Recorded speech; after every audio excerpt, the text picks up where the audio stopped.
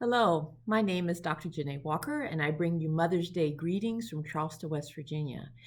I am so honored to be with you today, and I'm here because my heart has been calling me to share some thoughts that have been heavy on my heart this whole week.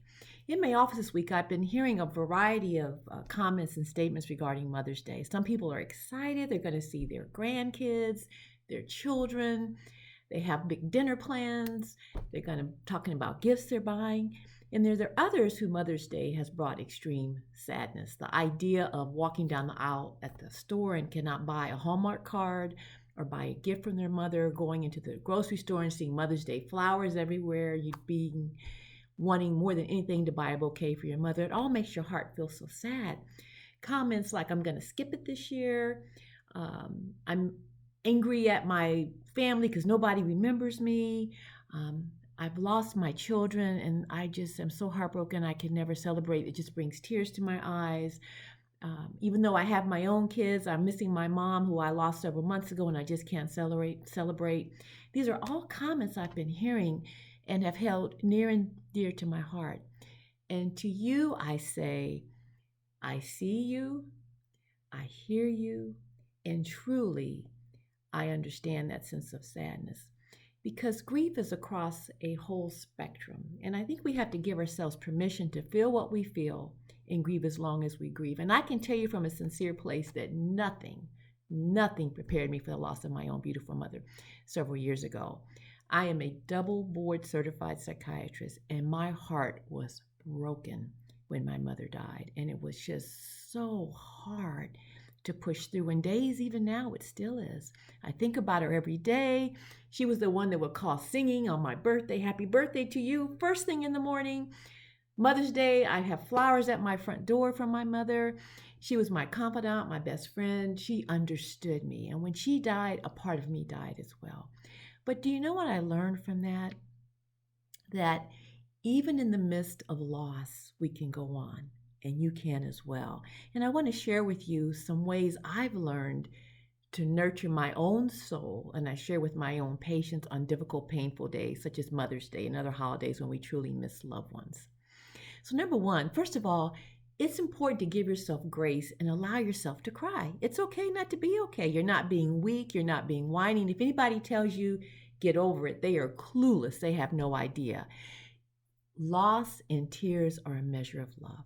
And it's really a sweet tribute you pay to someone when you miss them and you love them and you share tears over them. It doesn't matter if it's a mother, a grandmother, a sister, a dear aunt, a mother figure, a spiritual mother, a child. Those are all feelings that we feel, and they are due you because they're yours, and we have to respect them. And I want you to think about, sometimes you feel like crawling into fetal position. I sure did. But then the reality was, the question is, how long do you stay in that position? Because that position can become like quicksand. So I want to share with you some tools that I find and utilize daily and share with my patients that have helped me to heal and continue to heal as we work through the grief process. Number one, as I said, it's okay not to be okay. Be as you are, but recognize that grief is on a spectrum and ask yourself, is it restorative? And if it is, watch Netflix all day or Hallmark movies, or cry, or just simply be by yourself and ignore the day. But if it's not, it becomes like quicksand and it can sink you lower and lower. So here are some things that you can do that will be helpful. Number one is know that it's okay to not be okay, but anticipate that the day is going to be difficult and fit into your toolkit what I call your self-empowerment toolkit, things that you can do to help you heal and make the day even joyful. And what I'm going to suggest to you, you can try it. If it works for you, great. If not, great. But find things that work that you can utilize every day to help you move forward when you find yourself sinking, seeking lower. I want you to recognize that the greatest weapon always is kindness. And when you feel stuck and focusing inward, you know what helps? To focus outward and find someone to do an act of kindness for. And I always say miracles are all around us. Ask God to show you, and you will see someone to be kind to, even if it's just a kind word. Just any little sweet gesture, a smile will brighten you even more than it brightens them. I always say that you have to practice Self-nurture. If nobody's giving you flowers, go buy your own. Go for a walk. I say when you feel stuck, go put on your tennis shoes. Even if you step outside, some people say they just can't walk or they don't want to walk or you're stuck. Do you know that when you simply step outside, they call it the nature and nurture of green space? It's even just as therapeutic as an antidepressant. It can shift the chemicals in your brain just simply being out in the fresh air. And it may sound fluffy, but it really isn't. Listening to the birds, they have conversations going, looking up in the sky and recognizing how great God is, just being still. And when I go for walks, I ask God to walk with me. And you know what I found out? You may leave with a problem, and as you return, you often have an answer. And sometimes we just have to let go of regret. There are things that we wish we would have done, things we wish we would have said, things we wish we hadn't have said. You're going to have to just give yourself grace, practice self-compassion, and recognize that at that time you did the best that you could and let it go. And with that, in tandem is forgiveness. A lot of people are very upset and angry with people in their lives, whether it was a mother who was not a good mother, whether living or not living, someone that has really hurt them. When we hold on to it, it just deepens that pain. It's like stabbing ourselves. And when you let it go, you control the variables you can and leave the outcome to God. And I love what Oprah and Dr. Perry said in their book, What Happened to You? Look beyond the behavior, but the reason for it, and then gently, gradually let it go. And the other thing I have found is when we let it go and practice self-compassion, it shifts your physiology in the autonomic nervous system. Your parasympathetic symptoms, fight, flight, anger, upset, calms down. And things start to soothe. Your breathing slows down as you practice mindfulness, being aware of where you are. And you know what I found at this moment, at this very moment, the people in your lives right now, they may not be here in the future. So we have to learn to give thanks for where we are and who we're with as we guard our gates, guard our inner circle of who we let in, but know that one day we're going to miss this very day. And the other thing that I think is so powerful is keeping people you love present. Speak their name. Speak your mother's name. Speak your grandmother's name. Speak your children's name. And invite other people to speak their name. Sometimes people don't know what to say to you. And you don't know what to say to them. But you know what I found? Sometimes the gift is just being present and just being there for people. But I have found that even getting people to talk about loved ones, this is a picture of my beautiful mother. Her name was Raphael Jean Barber. Just precious in my sight always. I love looking at her pictures and remembering her. And one thing that I saved, and I bring it out on Mother's Day to keep her present, was her pocketbook. My mother had her pocketbook with her, whatever, all the time she went. And when I look into her pocketbook, I pull out her little red Tams. I find her wallet, and it brings me joy. I open it up, and I even see her driver's license, her California driver's license, which is still there. And you know what it reminds me of? That she was here, and that she is my forever mother, just as your mother is your forever mother, your daughter is your forever daughter, your son, whether they're here or not, they continue. We carry them in our heart. And when I was in church for our Mother's Day program, they passed out carnations. They had red ones for those whose mothers were alive and white ones for those mothers who were no longer living. And you know what I did? I don't like it when they pass out those white carnations. So I took a red one and a white one, because the red one to me confirmed that my mother is alive in my heart, and the white one acknowledges that she is no longer here, but I have a hope of heaven, and she's resting, and I'm going to see her again. And that fills me with such joy. My mother used to say, we are pilgrims just passing through. This earth is not our home. So just take heart that whoever you're missing today, your mother, your grandmother, your daughter, your son, your sister, your friend, your aunt, we're going to see him again, because God has promised that there will be no more tears, no more sorrow, and we have a hope of heaven. And you know what really snapped me back into my reality was when I was standing at my mother's graveside when my mother had passed away, and I was sitting there so forlorn with sadness under that tent. My brother Michael tapped me on my shoulder and said, sis, we're all still here. And I recognized that, you know what? My mother's work on this earth was done, and she had passed that matriarchal baton to me. And you know what I recognized? That my children were watching. My siblings were watching. My patients were watching.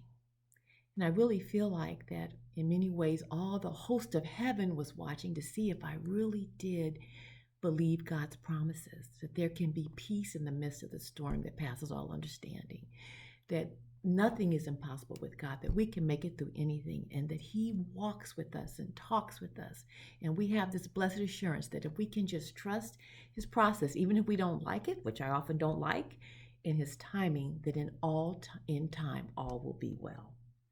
And that brings me to one of my favorite um, excerpts from Dr. Maya Angelo. She wrote this book of celebrations, and it just reminded me when someone we love passes away. And she wrote a poem called When a Great Tree Falls. And that's how I felt when my mother died. I'm sure that's how you feel when you think about people that you've lost, particularly on Mother's Day. And this is just going to read just a short little excerpt. It says, when great trees fall, rocks on distant hills shudder. Lions hunker down in tall grasses, even elephants lumber after safety. When great trees fall in forests, small things recoil in silence. Their senses are eroded beyond fears. And this is what it says. But when great souls die, like your loved ones and mine, after a period, peace blooms, slowly and always irregular. Spaces filled with a kind of soothing electric vibrations.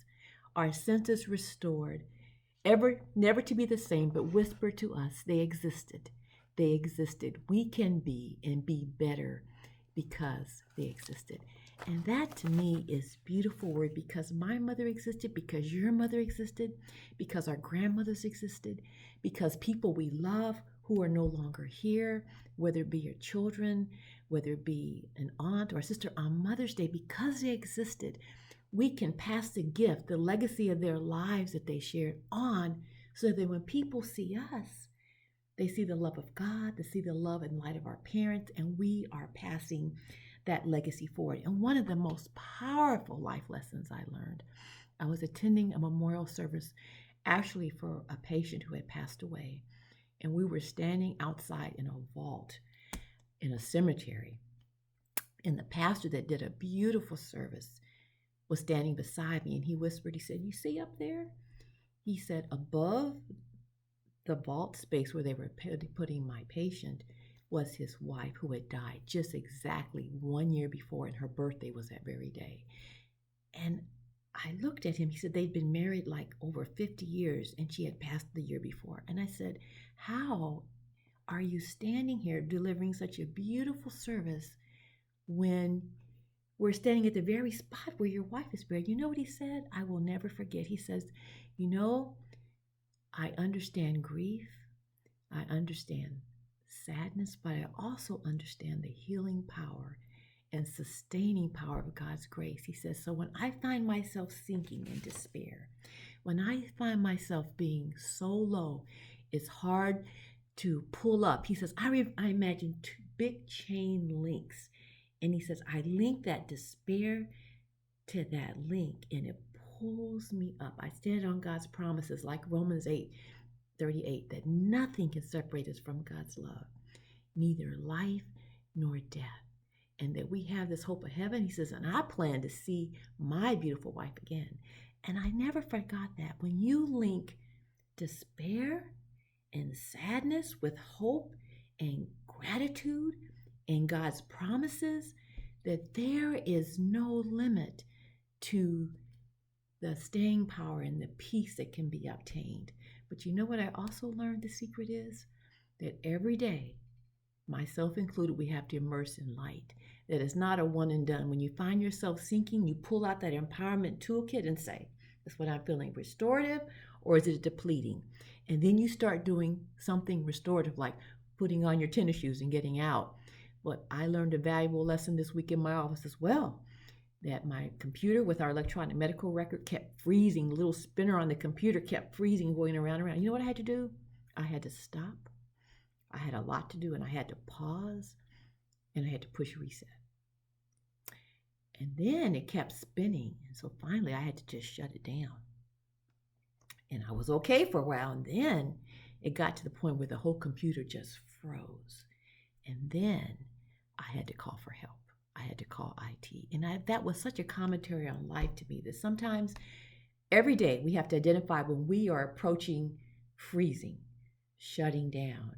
And we have to stop and pause and pull out our empowerment toolkit and figure out what we have to do to push reset.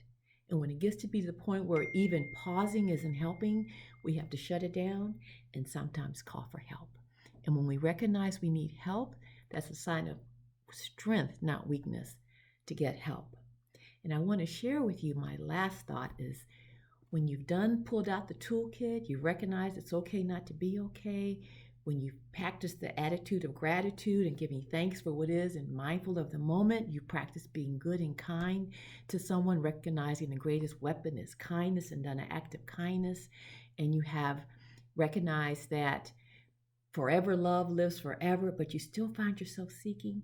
The shift I had to make was recognizing that when your mother or loved one is no longer there at home, God becomes your home.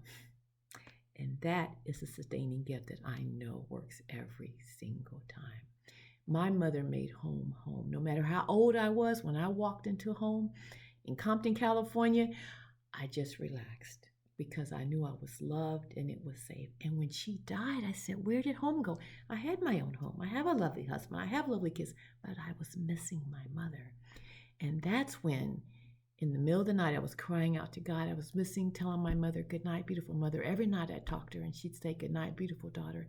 And in the middle of the night, I was crying out to God and I heard a voice within my spirit that said, good night, beautiful mother.